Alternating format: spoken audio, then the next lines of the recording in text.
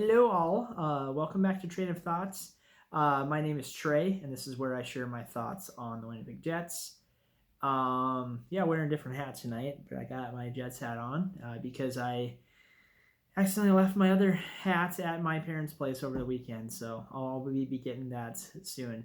But anyway, I want to do kind of a first quarter recap of the Jets season. Through the first 21 games. Got a lot of stuff to hit on. I got some stats on the team, on individual players, and also just kind of some interpretations of how the team has looked this far and things that can hopefully build upon moving forward. In the next 20 games, and then we'll be at the halfway point, and I'll do another video. So, the Jets' record is 12-8-1.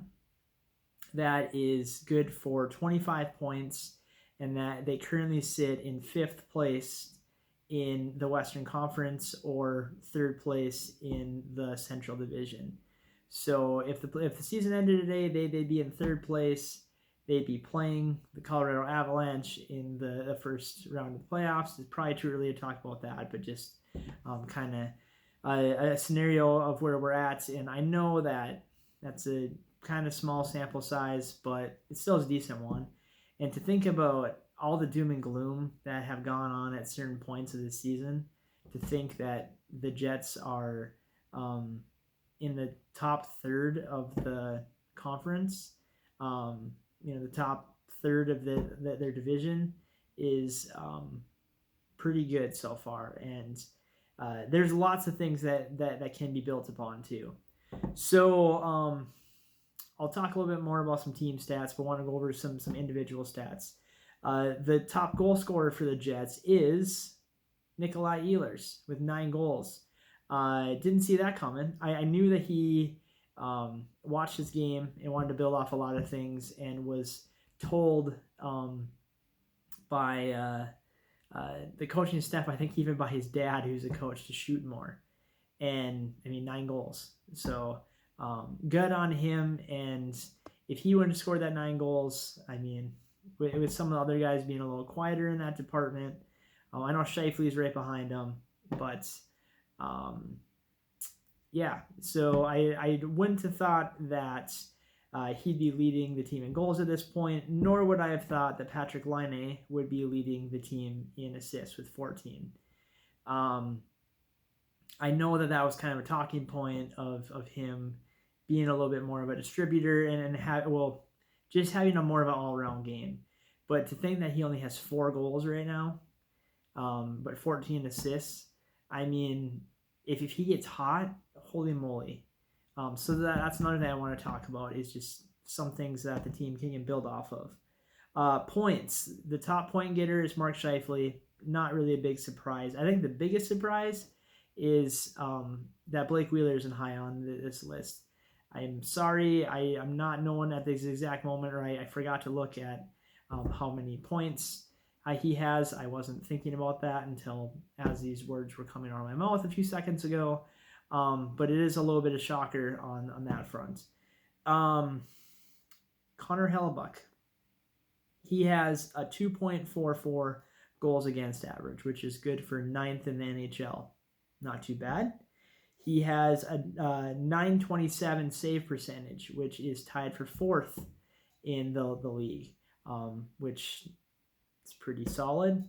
And he has 9 wins. He's 9-6-1 on the season, and he is tied for 4th with about 15 other guys, it look like, at 9 wins. So he has been phenomenal. He has been the Jets MVP to this point. Look at some of the monster games he's had, especially that one in San Jose where he stopped 51 out of 53 and basically stole that game. So he has been a huge difference maker, and some people are looking at the team and going, well, what if he regresses? It's like, well, what if other guys get better and start scoring or something? So Hellebuck's been awesome, and whenever he's had kind of a subpar performance, he's definitely rebounded after that. You think about that Anaheim game and how he came back with some really strong performances after that. So that's been really good, especially I was concerned about him in the preseason and kind of even getting that thing of maybe we need to look at Brossoit more. But I was wrong on that, and Hellebuck, you've been awesome. The Jets, out of their 12 wins, half of them have been in regulation, and then they are 6-1 in overtime slash shootout. I believe I saw that they're 4-0 in overtime and then 2-1 in the shootout. So some people might be like, well, win more games in regulation. I say, hey, it's good that some of these games that they've played. I look at the game against Edmonton, where McDavid and Draisaitl of the Oilers had came in hot, and they shut them down. They didn't give up a goal, and I think that with how the Oilers had been playing or have been playing for the most part this season, the Jets going into that game with how shaky their defense had been and all the concerns, and going against the best tandem and two of the best players in the league, Connor McDavid being out of this world good. He deserves to play in another league. Seeing them get a point in that game was satisfying, and then them winning in the shootout was awesome. So I think that game is kind of a definer, and they've had a lot of games. The Heritage Classic, they were down 1-0 very late in the third period, tied the game, and then won it in overtime. So I like their gritty style. That leads into another thing. They are -5 in their goal differential, meaning that I saw that they scored 59 goals and they've given up 64.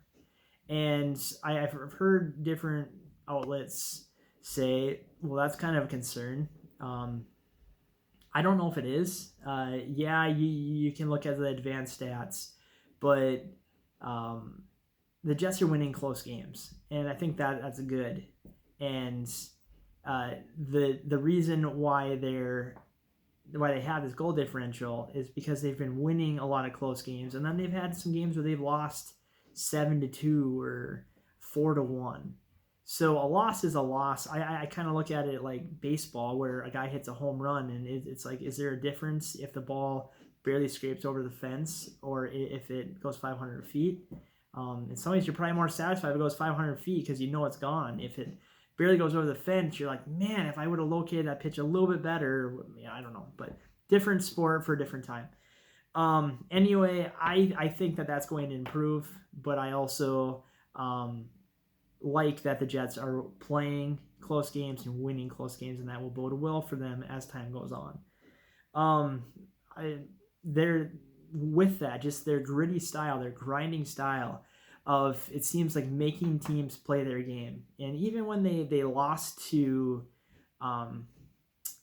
like the Devils 2-1 in a shootout, Paul Maurice said, when you're coming off the West Coast and playing your first home game, a lot of times those are automatic 4-1 losses. And the Jets guy got a point out of that. And he said, you know what, I'm okay with that. So that just shows their gritty style, and while they're trying to find their offense, it's good that they can gut out games. And their offense is improving. I think that the shakeup of putting Wheeler as the center on the second line has done wonders. The first line with Connor, Scheifele, and Laine has been awesome. And then the second line of Roslovic, Wheeler, and Ehlers has been awesome too. So I think that they've been that things are improving. The power play is improving. The penalty kill is improving. This defense that gets much maligned and probably still doesn't look super great in the stat line is playing pretty well. overall, and they're adapting the system. A lot of young players, a lot of new pairings and building chemistry, and I think that they're trending in the right direction. So as I've talked about their style, I know we're only 21 games in, but as we start getting into deeper in the season, especially into January and February, where it becomes more of a grind, if they can get comfortable in that grinding style, like if they can be comfortable being uncomfortable, then that will bode well for them once they get into the dog days of the season, mixed with the playoff hunt, mixed with hopefully the playoffs. I think this will bode well for them. So that's about what I have. Went a little over my normal 10-minute mark, but hey, I'm not going to do it that often, and it's a 21 game recapper, so maybe I can go a little bit over, right? So,